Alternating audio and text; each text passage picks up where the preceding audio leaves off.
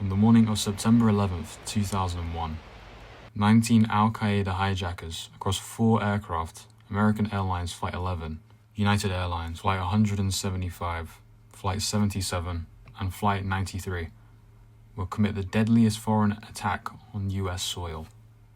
2,977 people would be killed, including 441 first responders. A tragic beginning to the new millennium. For a tragic moment in history that created the war on terror, it is a highly important topic of contemporary interest. Today I'll be discussing the debate on was the actions undertaken by coalition forces during the global war on terror justified. The 2003 invasion of Iraq was primarily justified at the time by the American and British governments, who believed that the Iraqi dictator Saddam Hussein's regime possessed and was actively developing weapons of mass destruction, WMDs, which posed a threat to international security. Historically, Saddam had used chemical weapons extensively during the Iran-Iraq War of 1980 to 1988 and against his own Kurdish population in the genocidal Al-Anfal campaign against the Kurds, where the widespread use of chemical weapons resulted in 50,000 to 100,000 Kurds' fatalities. And chemical weapons were used in the Halabja massacre in 1988, which killed between an estimated 3,200 to 5,000 civilians, with thousands injured. Therefore, with the precedent of a proven history of using chemical weapons in the past, there was a grave concern that if the Saddam regime possessed weapons of mass destruction, that they would be used if the regime was threatened. However, the intelligence reports which were presented by the US to the UN Security Council, in which these reports suggested that Iraq possessed WMDs and were in violation of UN resolutions, thus requiring their destruction, were deeply flawed. The intelligence that was gathered relied on fabricated claims of the Iraqi defector known as Curveball and misleading satellite data.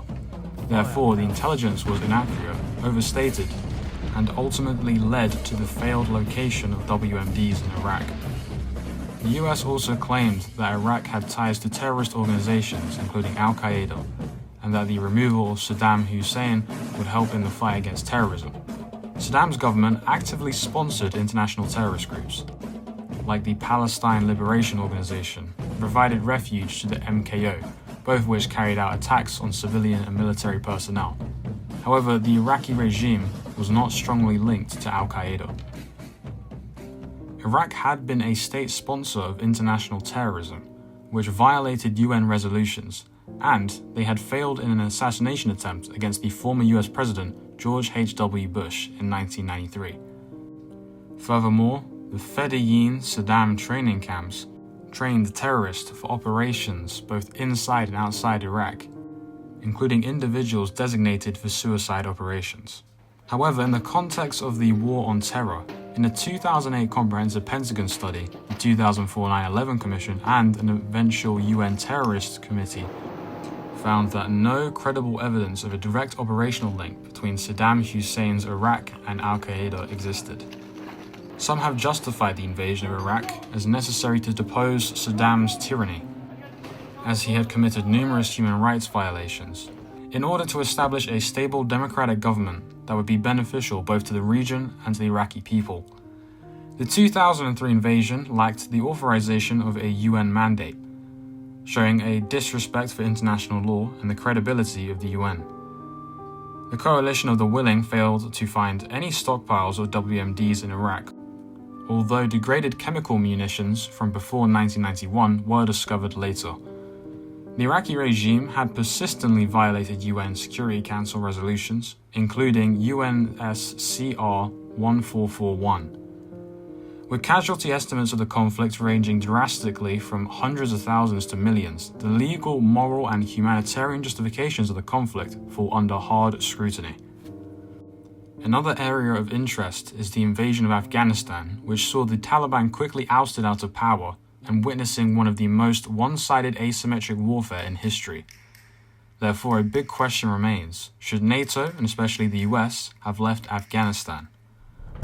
The withdrawal from Afghanistan led to the new Islamic Republic of Afghanistan to collapse, and with the re-establishment of the Taliban government, The progress made in human rights, women's rights, and freedoms had reversed. A smaller military presence could have potentially prevented the complete collapse of the fragile Islamic Republic of Afghanistan, and stability in Afghanistan could have been maintained if the Afghan security forces were not isolated.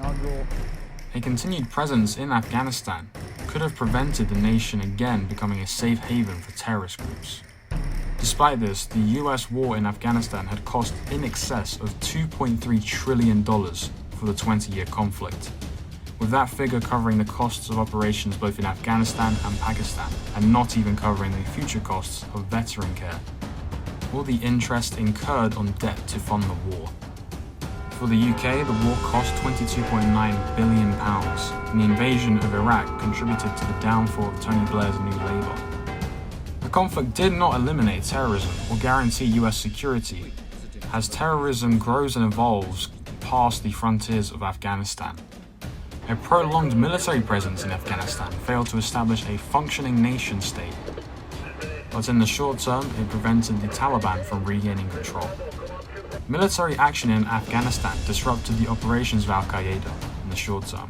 However, further invasions in the Middle East risk further destabilization, power vacuums, and most importantly, a greater suffering of people, and further humanitarian crises, which could eventually lead to the fostering of new or existing terrorist groups in the region. Counter-terrorist operations can lead to human rights abuses and the restrictions of liberties. This can create a sense of collective punishment in communities that further alienates and drives people towards extremism. But it is clear that the rise of terrorist groups threatens the security of nations around the globe.